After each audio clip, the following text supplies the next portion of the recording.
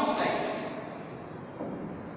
In this synthesis, instead of phenol, starting compound taken is sodium phenoxide, because sodium phenoxide is more reactive than phenol.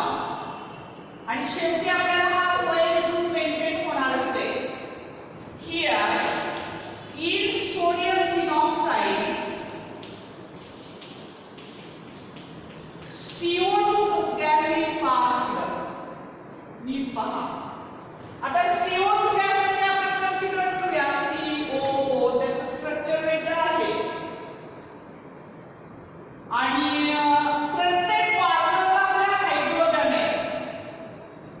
तसंच या कॉर्नरला पण hydrogen आहे, ते लक्षात ठेवा. तर पहिल्यांदा काय होतं आपला इथला जो हायड्रोजन आहे, इथं घेत घेऊया ONA आणि इथं COO. in compound octane हा सोडियम आपला इथं बाहेर पडतो, म्हणजे हा सोडियम आहे तो इथून निघालेला आहे पहिल्यांदा आणि इथला हायड्रोजन वरती जातो. म्हणजे पहा, एक लक्षात घ्या, आता sodium is replaced by hydrogen, म्हणजे सोडियमच्या जागेवरती आपला हायड्रोजन आलेला आहे आणि तो फिनॉलिक OH ग्रुप क्रिएट झालेला आहे.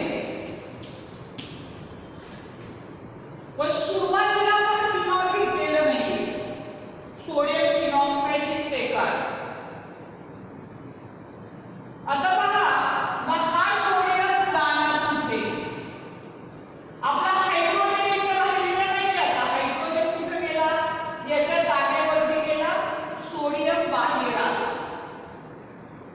तर हा जो CO2 आहे तो हायड्रोजनच्या जागेवरती येतो पहिल्यांदा. मी लिहिलेलं आहे कसं पहा, COO is nothing but CO2 आणि हा सोडियम इथं येणार COONA.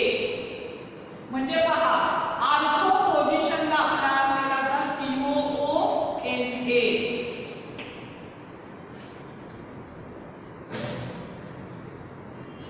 आणि this compound undergoes hydrolysis.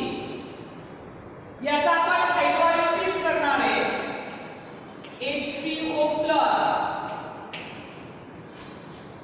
And during hydrolysis, sodium is replaced by hydrogen.